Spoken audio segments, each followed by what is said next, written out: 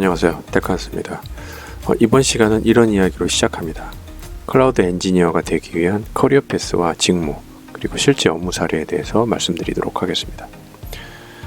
제가 일전에도 클라우드 관련해서 이제 영상을 올렸는데, 이번 시간은 이제 클라우드 엔지니어가 되는 길에 대해서, 그리고 실제 클라우드 엔지니어 직무, 그리고 실제 현업에 가서 고객들하고 어떤 기술 요건으로 많이 이야기하고 프로젝트성 어떤 일을 할 수 있는지 해당 내용에 대해서 구체적으로 알아보도록 하겠습니다. 자, 클라우드 엔지니어는 시작 자체가 인프라에서 시작했기 때문에 시스템 엔지니어에 사실 가깝습니다. 그래서 클라우드 시스템 엔지니어라는 용어가 정확하게 보면 맞을 수도 있는데, 이제 어떤 그 인프라나 데브옵스 쪽, 그리고 빅데이터 쪽이 머신러닝들이 이제 클라우드로 이제 올라오면서부터 클라우드 시스템 엔지니어보다는 이제 클라우드 엔지니어라는 용어를 쓰는 거죠. 그만큼 플랫폼이 클라우드에서 돌아가는 그 저변이 많이 확대됐다, 이렇게 보시면 됩니다. 하지만 시작은 인프라 시스템 엔지니어에서 시작했기 때문에 클라우드 시스템 엔지니어라는 말도 틀리진 않다고 생각합니다.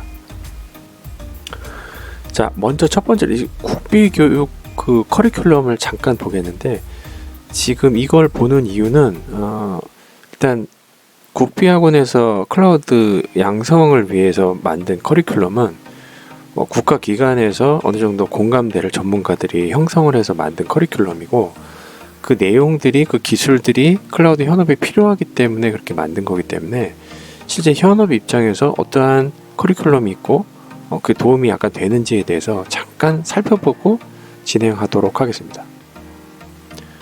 네. 자, 커리큘럼, 이건 그 학원마다 거의 틀리다기보다는 거의 맞더라고요, 이게. 그래서 이 내용을 구체적으로 보면서 내용을 한번 보도록 하겠습니다. 자, 먼저 첫 번째. 자, 인스턴스 운영과 관련된, 이거는 리눅스 기본인 것 같아요. 리눅스 기본에 대한 과정. 그리고 두 번째는 VDI하고 윈도우 서버 관련돼서. 세 번째는 네트워크긴 한데 클라우드 운영을 위한 네트워크가 있고요. 그리고 가상화 기술, 그리고 클라우드 기술 연구들이 있습니다. 그리고 시스템 자동화를 위한 앤서블. 이게 데브옵스 쪽이죠. 그리고 코드 인프라를 위한 클라우드 운영. 네. 그리고 파이썬과 람다를 이용한 클라우드 배포, 이렇게가 있고, 그 다음 보시면, 네.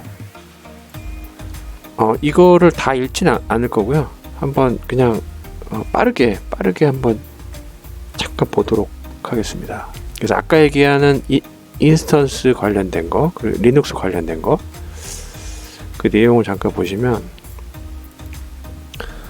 네, 말 그대로 제가 얘기한 대로 리눅스와 관련된 기본적인 내용들이에요. 왜냐면 서버 시스템 엔지니어니까 당연히 리눅스 관련된 것들이 있고, 스토리지도 있고, 네트워크 관련돼서 데몬이나 이런 내용들 기초 과정 있고, 그리고 TCP/IP나 네, 마리아DB도 있네요. 배쉘 같은 거, 쉘 스크립트 같은 거를 위한 거, 그리고 VDI 관련돼서 윈도우에서의 어떤 그런 시스템적인 것들, 윈도우 네트워크도 있으니까, 왜냐면 서버가 이제 리눅스만 있는 게 아니라 윈도우 서버도 있기 때문에 관련된 것들, 인증 서버나 액티브 디렉토리 같은 것도 있겠네요. 그리고 클라우드 서비스를 위한 기반 네트워크 기술이죠. 굉장히 중요한데, 네트워크 기술에 대한 프로토콜 이야기, 그리고 클라우드의 네트워크, 네, 비슷하지만 조금 다른 부분이 있죠. 네, 그런 부분들에 대해서 이야기를 하는 것 같아요. 그리고 이거 한번 지우고요. 그리고 가상화 기술과 클라우드 연구. 네. 각종 벤더에서 클라우드 기술을 많이 지금 활용을 해서 저희가 쓰고 있겠죠. AWS나 오픈스택이라든지 레드햇 같은 여러 가지 오픈 플랫폼 기술에 대한 그 기술 동향에 대해서 얘기한 거고, 다섯 번째는 시스템 자동화의 앤서블은 데브옵스에 관련된 거죠. 그래서 앤서블을 이용해서 어떻게 YAML 파일들을 작성하고 쓰는지, 그리고 Git에 대해서 어차피 Git에 있는 소스로 이제 배포할 수도 있으니까 Git에 대한 이야기들, 그리고 인프라 구조를 얘기하기 전에 이제 온프렘 쪽 인프라 구조 얘기하고 있고요.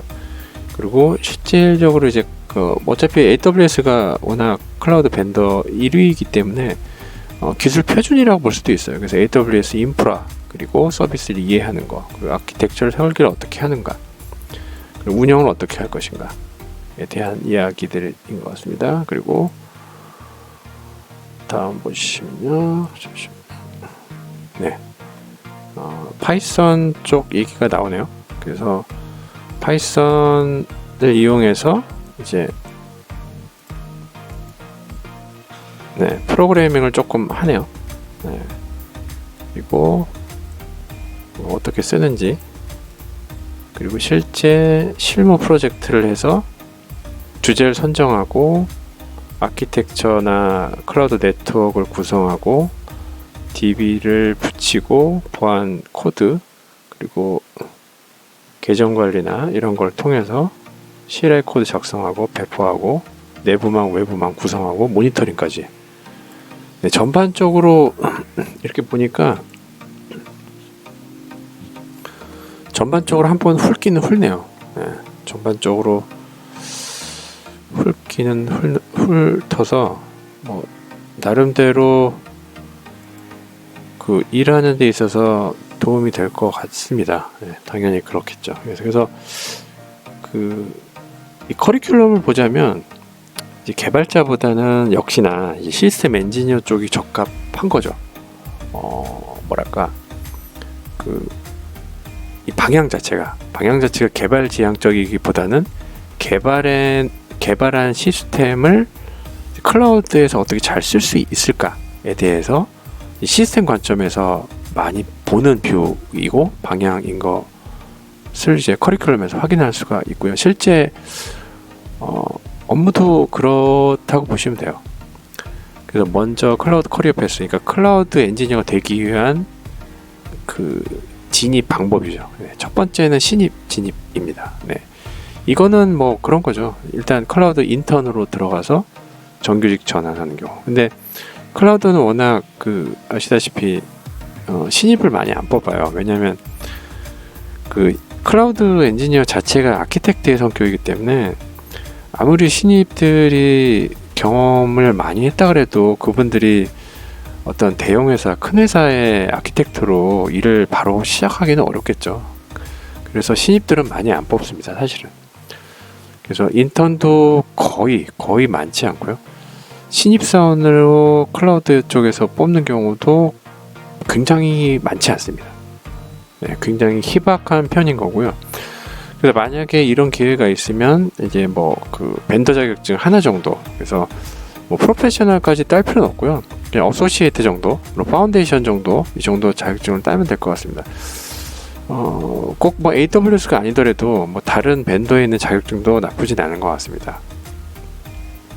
그래서 아까 얘기한 대로 클라우드는 사실상 아키텍트인데 신입들이 아키텍트로 시작한다는 게 솔직히 조금 고객 입장에서도 좀 믿기 좀 어려울 수도 있어요. 왜냐면 딱 보면 이제 알잖아요. 신입 포스가 신입인지 이제 경력 포스인지 알기 때문에 좀 그런 면에서 이제 회사에서도 이제 아키텍트를 뽑을 때, 그러니까 클라우드 엔지니어를 뽑을 때 신입은 조금 좀 많이 뽑지는 것 같진 않아요. 그래서 경력으로 진입 이제 하는 방법은 신입으로 많이 안 뽑다 보니까 이제 경력 중에서 이제 넘어오시는 분들이 있어요. 이를테면 아까 얘기한 대로 이제 인프라 시스템 엔지니어 하다가 넘어오시는 분들, 그리고 개발자 하면서 개발이 좀 안 맞다, 또는 개발이 좀 지루하고 좀 너무 좀 다른 거 하고 싶다, 잠깐이라도, 그런 사람들, 그리고 이제 직종을 바꾸시는 분들, 이제 넘어오시는 분들이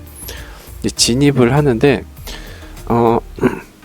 이제 시니어급은 아니고 이제 어소시에이트급, 약간 주니어 레벨에서는, 그러니까 사실은 이제 약간 대리급, 약간 과장급까지는 어느 정도 IT 경험이 있으면 클라우드에서 일을 안 했다고 하더라도 좀 기회가 있어요.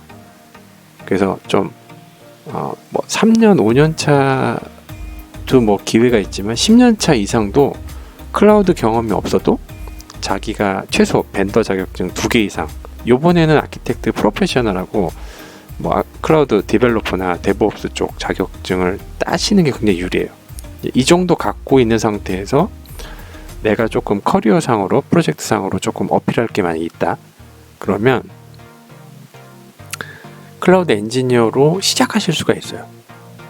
그러니까 클라우드 경력이 아예 전무하더라도 조금이라도 자기가 어필할 수 있는 요소, 이를테면 다니던 회사에서 잠깐 뭐 파일럿 형태로 클라우드 뭐 해봤다 정도까지만 해도 이 어소시에이트급, 이 주니어급 클라우드 엔지니어로는 진입할 수가 있습니다. 근데 아까처럼 이제 시니어급에서는 이제 클라우드 경력이 좀 있으셔야 돼요.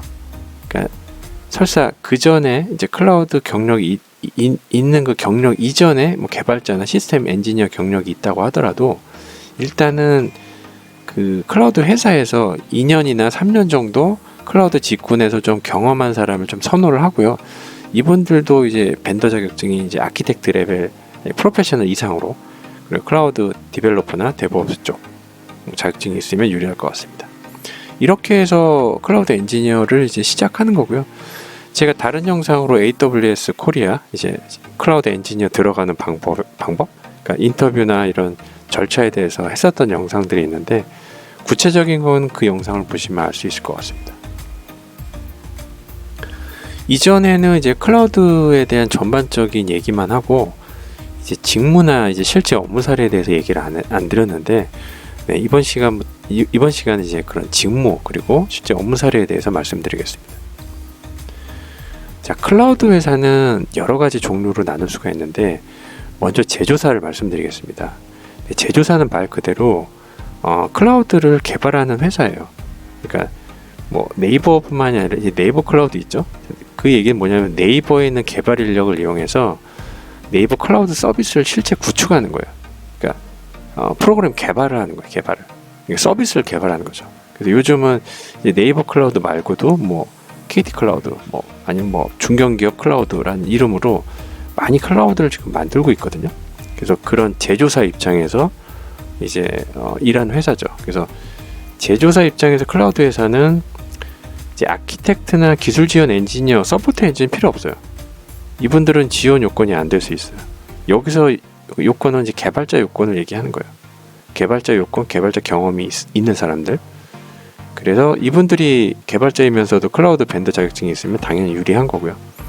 이게 어떻게 생각하면, 우리가 만약에 지금 미국에서 있다면 AWS 그 아키텍트나 기술 지원 서포트 엔지니어보다는 개발자를 많이 뽑겠죠. 왜냐하면 제조가 일단 우선이 돼야 되잖아요. 서비스가 나오려면 클라우드 서비스를 뭐 하늘에서 떨어지는 것도 아니고 누군가 만들어야 되기 때문에 이제 개발자를 이제 동원해서 이제 개발을 하는 거죠. 그래서 이게 제조사 입장에서의 클라우드 회사고요. 그 다음이 이제 벤더 회사죠. 그래서 아까처럼 이제 AWS나 구글, 이제 마이크로소프트 같은 데서 제조사 입장에서 개발자를 이용해서 이제 클라우드 서비스를 만들면은 그 만든 서비스를 각 지점, 즉 해외 지점이죠. 그래서 뭐 서울뿐만 아니라 뭐 일본, 싱가포르, 뭐 런던, 뭐 사우디아라비아, 뭐 상파울로, 뭐 이렇게 요즘은 리전이 전 세계적으로 다 깔려 있어가지고 전 세계에 있는 모든 그 브랜치 지점에서 이런 아키텍트하고 솔루션 아키텍트를 많이 모집을 합니다. 채용을 해서. 왜냐하면 아까 얘기한 대로 제조를 했으면 이 서비스를 팔아야 되잖아요. 그래서 팔아야 되는 판매 조직이 이 뭐뭐 코리아, 뭐 AWS 코리아, 구글 코리아, 마이크로소프트 코리아라고 보시면 될 것 같습니다. 그래서 이 부분에 대해서도 제가 일전에 그 내가 왜 개발자로 다시 돌아가는지에 대한 영상에도 자세히 나와 있습니다. 참조하시면 될 것 같고요. 그래서 여기 내용을 잠깐 보시자면 네, 제가 일전에도 말씀드렸듯이 이 솔루션 아키텍트는 이제 개발자가 아닙니다. 네, 솔루션 아키텍트는 개발자가 아니고요. 근데 이제 커스터마이징 개발 같은 경우는 필요에 따라서 추가가 됩니다. 그래서 이 개발 요건은 이제 뭐 서버리스 쪽, 이제 람다 같은 걸 이용해서 이제 붙이는 서브적인 역할이지, 또는 이제 MSA로 이제 아키텍처, 마이크로 서비스 아키텍처로 바꿀 때 약간 필요한 그런 뭐 아키텍트를 위한 요소 기술이지, 이걸 뭐 클라우드 엔지니어가 전반적으로 이 개발을 하진 않습니다. 네. 그래서 주로 하는 일은 이제 고객사 기반으로 이제 담당 영업하고 고객에게 방문해서 클라우드 전환 계획이 있는지 물어보고 그거에 대해서 아키텍처 그려주고 POC나 BMT를 참여하는 그런 형태인데, 근데 사실 국내 기업의 지금 90% 이상이 아직 그 클라우드 전환을 안 하고 있어요. 아마 이 수치가 해외는 조금 더 높은 것 같은데, 아무래도 클라우드가 전사 자원, 그러니까 그 IT 자원 리소스를 전체 이관하는 거다 보니까 이게 잘못하면 배보다 배꼽이 더 커져요. 왜냐면 기존의 시스템들은 늘 뭔가 그 개선하려고 하는 그 요건들이 항상 그 도사리고 있거든요. 그래서 그런 부분들을 그냥 무시하고 전환만 할 수는 없어요. 그래서 항상 이 전환이 항상 어려운 것 같습니다.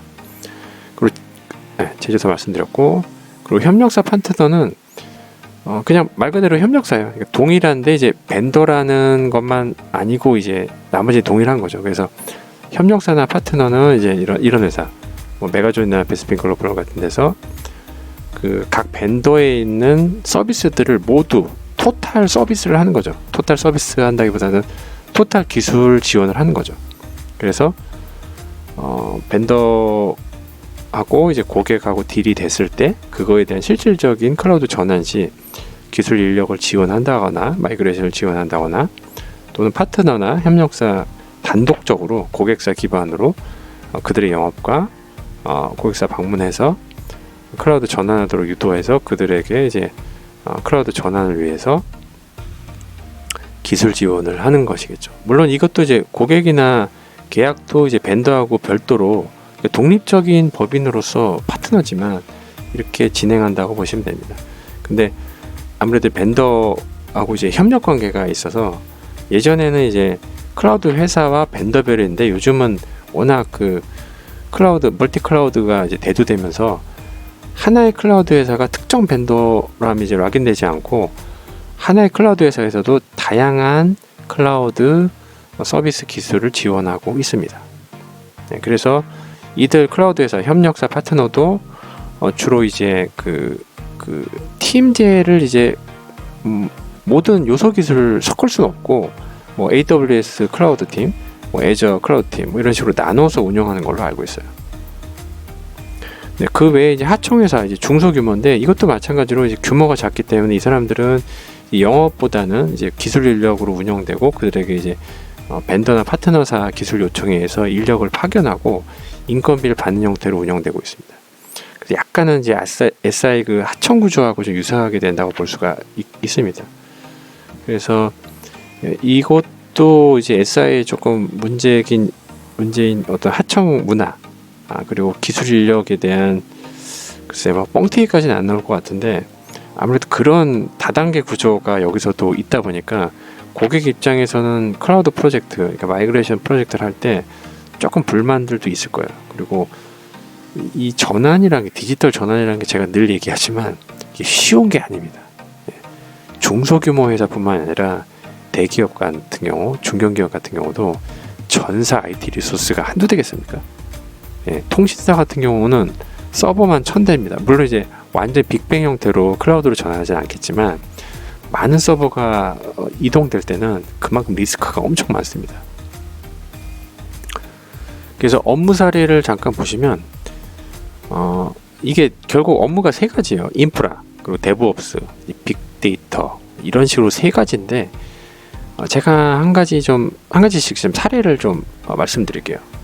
자, 인프라 중심의 난이도 A짜리 고객의 요청 사항은 이런 것들이에요. 자, 보세요.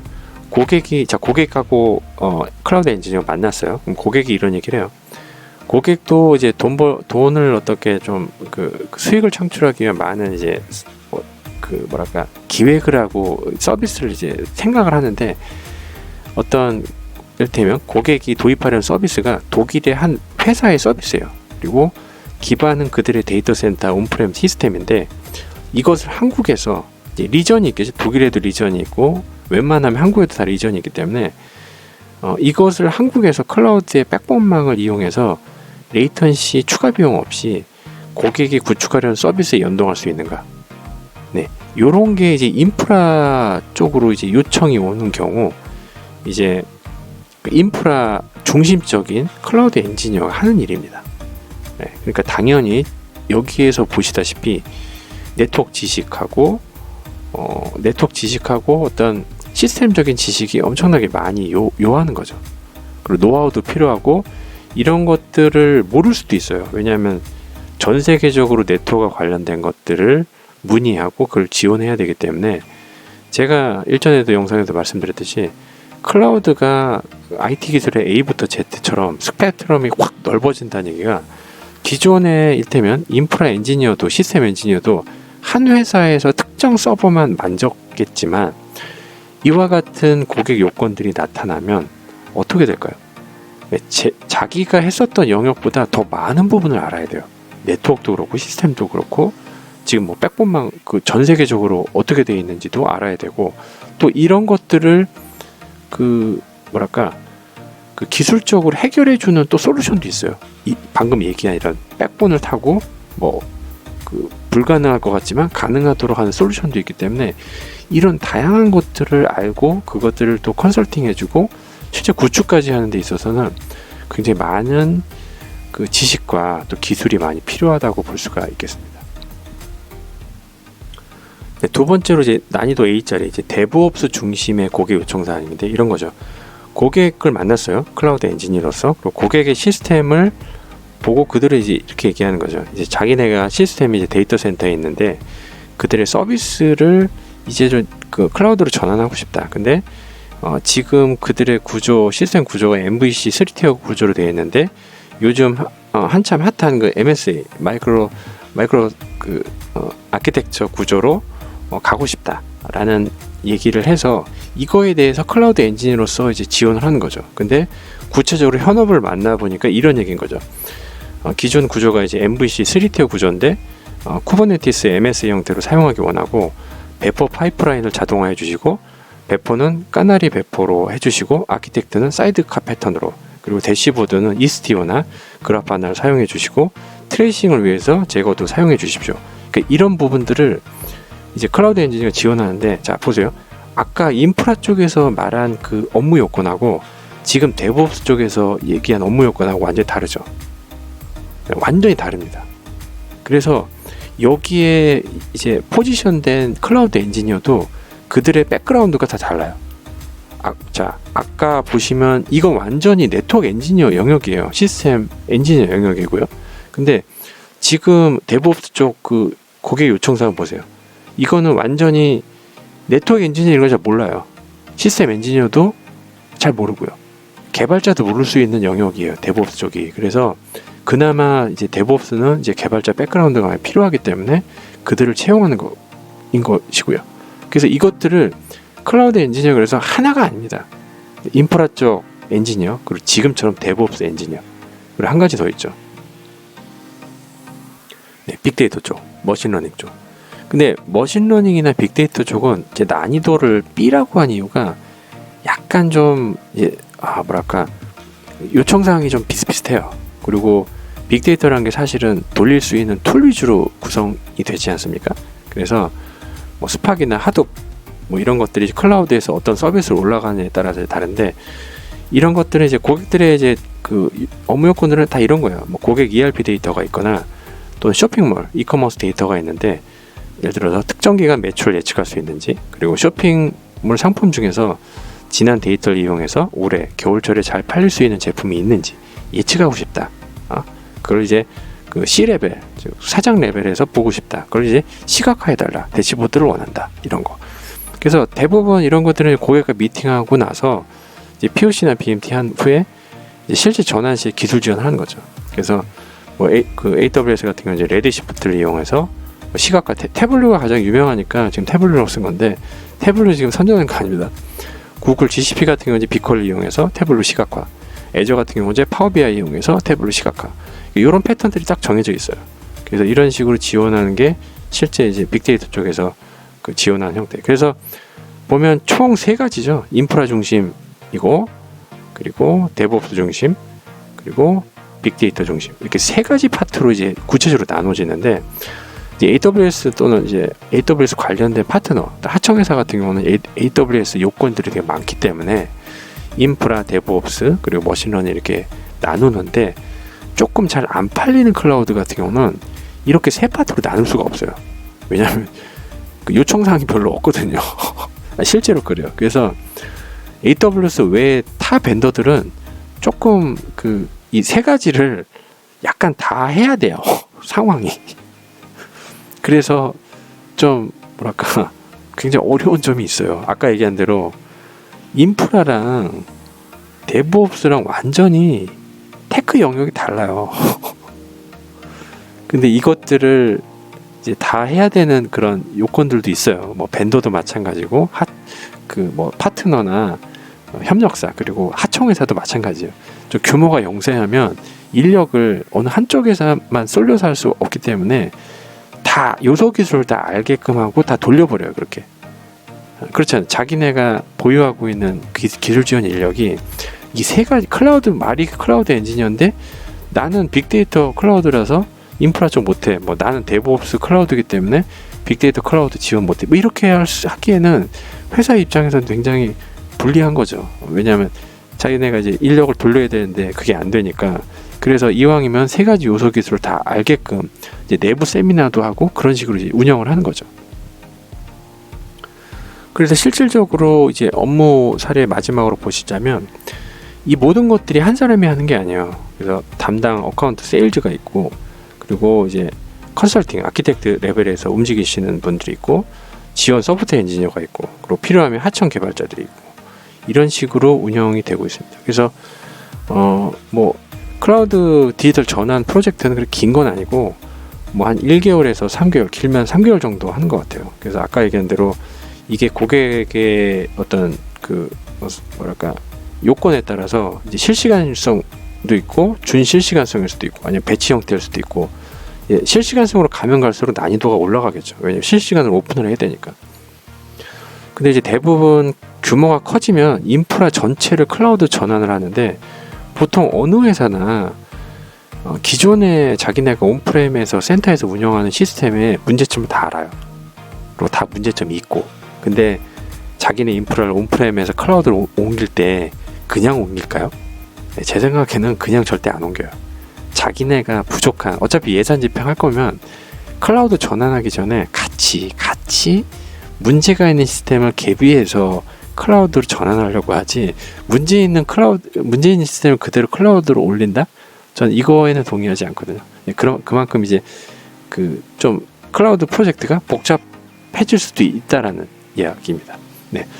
그래서 지금까지 전반적인 얘기를 했는데, 이제 마지막으로 드리고 싶은 얘기는 그렇습니다. 클라우드란 게 디테일하게 가보면 굉장히 많은 요소 기술들이 있기 때문에 우리들이 클라우드에 진입하려고 할 때 어느 한 가지만 보면 안 돼요. 아까처럼 인프라 쪽, 그리고 데브옵스 쪽, 개발 쪽, 그리고 빅데이터 쪽, 머신러닝 쪽, 이걸 다 아우를 수 있는 그런 마음가짐도 필요하고 기술도 필요합니다. 부족하다면 기회를 회사에서 준다면 그걸 또 메꿔 가야 되는 그 과정이기 때문에 결코 1, 2년 정도는 녹록지 않다. 그 기술을 알고 또 그걸 서포트하고 고객에게 리드하고 아키텍트로서 일할 수 있는 게 결코 개발자에 비해서도 녹록한 건 아니다라는 말씀을 드리면서 마치도록 하겠습니다. 테크한스였습니다.